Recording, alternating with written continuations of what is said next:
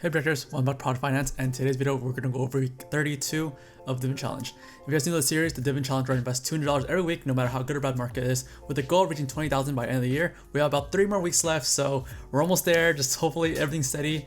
If you guys new to the channel, hi, my name is Dennis, and my main focus of the channel is to help people save money and help them with the personal finances, specifically targeting millennials and people younger than that. So you guys fit in that category, be sure to subscribe to the channel for more content. And with that being said, we'll just jump to the first segment, which is the news. Not too much news happened last week, but one of the big news that did happen, which is today, California is back into their stay-at-home protocols. Pretty much don't go out unless you have essential business to go out. Pretty much what happens is that the ICUs have less than 15% availability. So that's why we have a lockdown until I think 3 weeks from now. I think it's not too long of a lockdown. It was announced on December 3rd and put in effect today, or like last night, midnight, December 6th, 11:59 p.m. So like last night, or today's midnight, today's Monday, December 7th.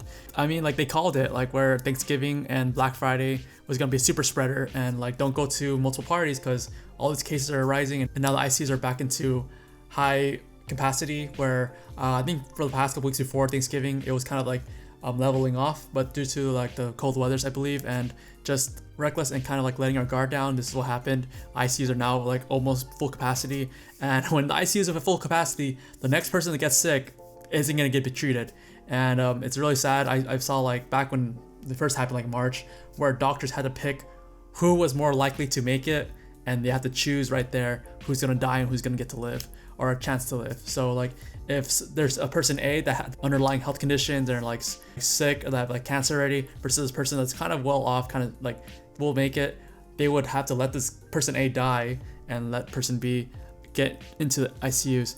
And that's kind of sad for a doctor to have to make that choice of, you know, choosing someone's life just because there's no availability in the hospital. And yeah, that's a choice that I never want to make or have to make. It's very, very sad. And we're pretty much at that capacity. So if there's 0% ICU availability, those hard choices are going to have to be made. And it's kind of like, I don't know, it kind of irks me because the vaccine was announced, and you know we see the finish line. Like, come on guys, like we're almost there. Like just a couple more weeks, and then we'll be at the finish line, and we'll all be okay. But yeah, I guess people want to live in the now, in the moment, and they don't think it's that serious. But you know, I can only control what I do. I can't control what other people do. And on the other side, I do understand that business need to function, but you know, this isn't helping businesses. You guys going out there to party isn't helping businesses. So when you guys are having parties and then, you know, seeing that everything's locked down, and you say, what about the businesses? What about the people who actually need the money? Well, you guys should have stayed home and helped the businesses by staying home. So I can't say, it's kind of hypocritical in my opinion. I feel like it's a really hard call for the government to do this. They're gonna get super backlash. Like, again, we're closing the state again. Like, come on. But it's a team effort, and if the team isn't all there, this is what happens. That they come in and with a hard hammer and tell people what to do. I'm not really affected by it, except for that my office is closed. Before, we were able to go in and out whenever we wanted to pick up stuff, or if you wanted to go in once a week to print out plans, or maybe sometimes your computer isn't working that day, we were able to go in. But now the office is completely closed until the end of the year. And majority of us were kind of working from home already. I think only ones that are going in were people they're so used to going to the office. Like I have an 81-year-old coworker that does not like working from home and does not like using a laptop, and kind of likes going to the office and having paper copies and stuff like that. But all the young folks that have been working there, like around my hiring class, we all work from home perfectly fine. We all use PDF printer, so we're pretty good with the computers and technology. All these old fogies are kind of doing everything by hand and stuff, but you know, whatever works for them. I think a lot of people are actually retiring this month at my current place, so I guess they're kind of there at our current job just to like pass the day and kind of have something to do. But since they're at home now, it's kind of like don't get the social aspect of it, so they're just calling retirement. That's pretty much the stay-home order for California. I'll show you guys what LA County has. I think it's pretty much the same thing. So this is the stay-home order for all of California, announced December 3rd, in effect on December 6th, 12 p.m. and due to having less than 15% ICU capacity. And we'll jump over to LA County, which is pretty much, these are the things that are happening in LA County. I think it's pretty much each county can kind of do what they want to do for gatherings, only within the household, except for church and protesting.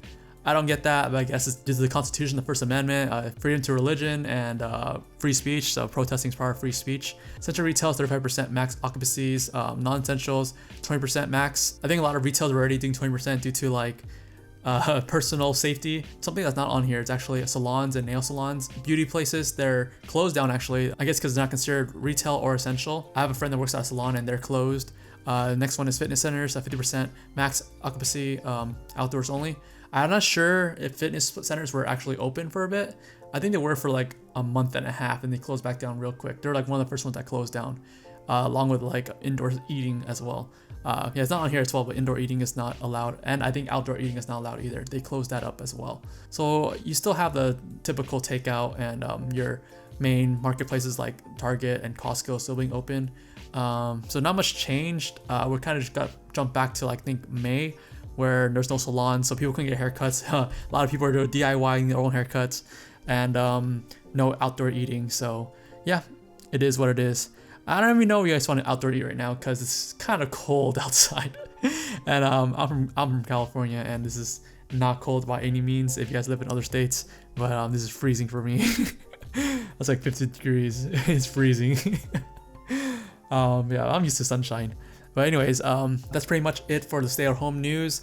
Next news I want to talk about is next week, because this video will come out on Thursday. This coming Monday, December 14th, is when the Electoral College is going to go out there and vote. So we'll finally find out who our president is going to be. If the Electoral College does vote by what was certified, Joe Biden should win, but I've seen crazier things. I've seen COVID, I've seen impeachment, I've seen Trump win 4 years ago, which we thought was never going to happen.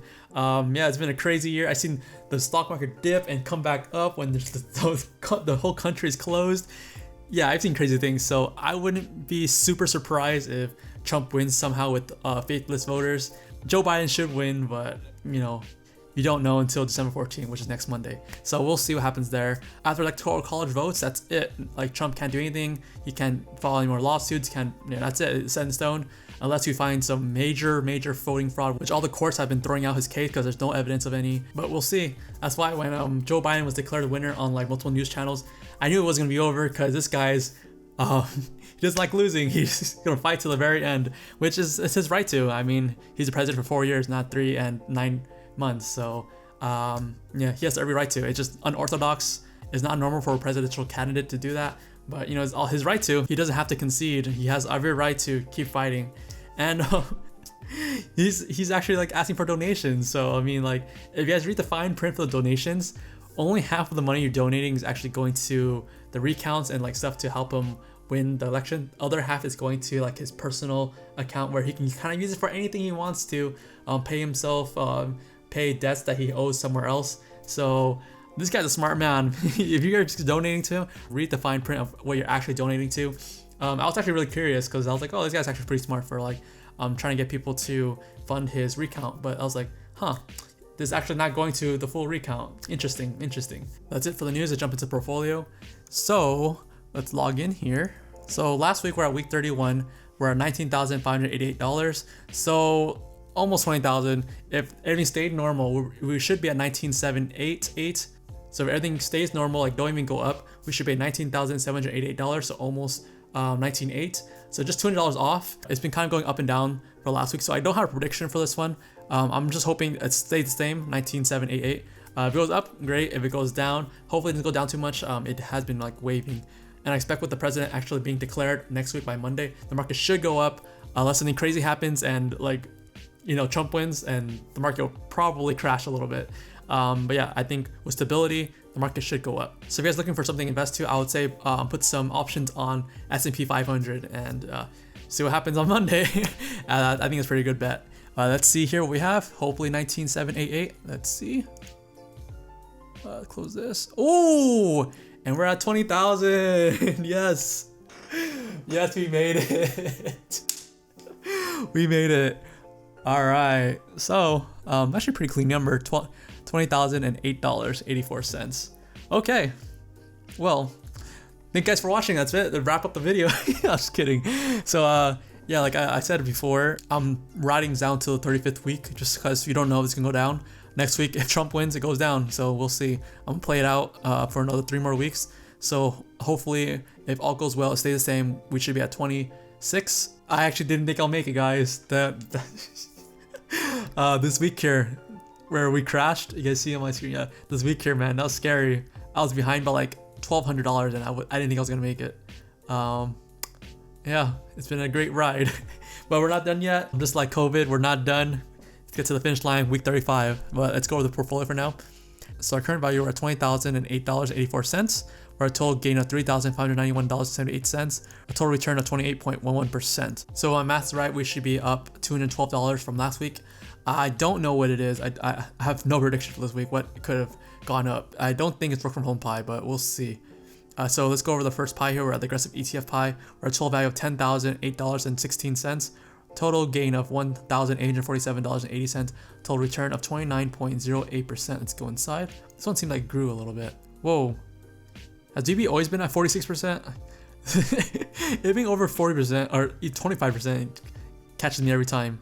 And they actually brought back, I think, the name here. So it's before it was just Vanguard Group Inc. Now it's Vanguard Group Inc. plus some Vanguard thing here. Let me jump in real quick and see if they... Yeah, they did. They brought it back. I just can't see it from the outside. This small capital here. I don't know, they did that. I can't see. And I can't like extend this. There's no way to extend it. Oh man. Hopefully we can see it in the holdings where it is. Yeah, everything's above 10%. Except for this SHY, which is like so trash. No comments here for that one. Let's go for the last week here. Actually, yeah, that's $212 right here. So it was the ETF pie that went up in total for the week that made me jump to 20,000. So that's great. VB went up 3.4%. VA went up 2.91%. VWO went up 3.24%. And VOO went up 1.96%. I'm guessing the market went up because the nation's waiting for the next president-elect happening next week. So it might not be a good time to buy some options for VOO S&P 500. Maybe it's already priced in. But you guys do some research. Maybe it is, maybe it's not. We'll see. Let's go back to the next pie. So the next pie is dividend hunting pie. Work from home is not in second place anymore, so dividend hunting pie overpassed it. So total value for dividend hunting pie, we're at $5,009.90, a total gain of $1,057.56, and a total return of 34% flat. Let's go inside. And yeah, everything's over 30%. Oh, I'm so scared everything's gonna crash next week. It's too good to be true. BlackRock up 34.34%, HNC up 34.31%, GOF up 32.72%, and DHY up 31.16%. I believe GOF went up a little bit. I have it on my personal and it went up like $2, I think. So let's see. Yep, up 30.11%. So the biggest gain out of them all. Total gain for the week, $77.64. So this leads me to believe that the work from home pie went down $77.64 because the aggressive ETF pie went up $212. So we have to counterbalance somewhere. So let's go to the next pie, which I think is gonna be negative. So the work from home pie is total value of $4,990.78. Total gain of $583.73. A total return of 15.33%. Let's go inside. Everything's positive still. I think Microsoft dropped a little bit. I think last week was at 3%. I think Zoom might have dropped off a little bit. It's only at 57%. Adobe came up. DocuSign went up. Check kind of think stayed the same. Let's look at the week here. And yeah, Zoom dropped 14.74%. Closer the vaccine gets, the more Zoom goes down. It might be because it was overpriced to begin with. Adobe went up 2.87%. DocuSign went up 2.04%. And you see here the total gain for the week is negative $84.09. So counterbalance the dividend hunting pie. But let's just jump right into the activity here. Not much happens. Deposit of $200 in the morning trades. So let's go to the holdings. This might be actually a pretty quick video if we're just talking about stocks. News is always really long. Sometimes news is longer than my actual stock segment, which is kind of embarrassing with supposed to be a stock segment. But yeah, you get both worlds, I guess. Let's go to the highest unrealized gains. So Zoom still at first place with 56.3%, BB at 32.87%, BWO at 29.64%, VA at 24.84%, and VO at 21.75%.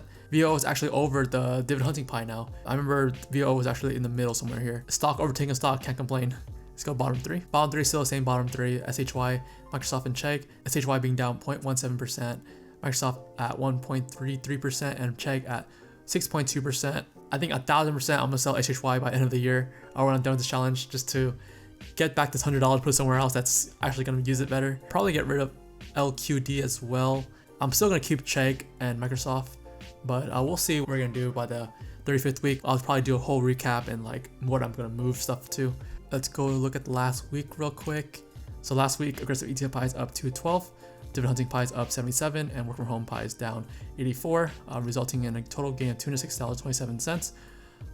Yeah, 20,000, man. Wish we can just end it here, call it goal completed. But we still have 3 more weeks, and we gotta end strong. Make sure we keep this $20,000 lead, and you know, nothing goes crazy. So that's pretty much gonna wrap up today's video. Let me know down below if you guys had your doubts when I first started this challenge. I threw this round number out, 10,000 to 20,000. I didn't actually think I was gonna make it after I did the math. It was just like really insane goals. After I did the math, I was like, I don't think I was gonna make it, but you know, I guess I did. We still have 3 more weeks left, so I don't want to speak too soon. And you know, by week 35 I don't make it, that's gonna look really embarrassing. Like saying I won sounds really familiar, right? Make sure all the money's counted, guys. And as always, thank you guys for watching. Give me a thumbs up if you guys like the video, subscribe to the channel for more content, and ring the notification bell for all the updates. And I'll see you guys in the next one. Bye.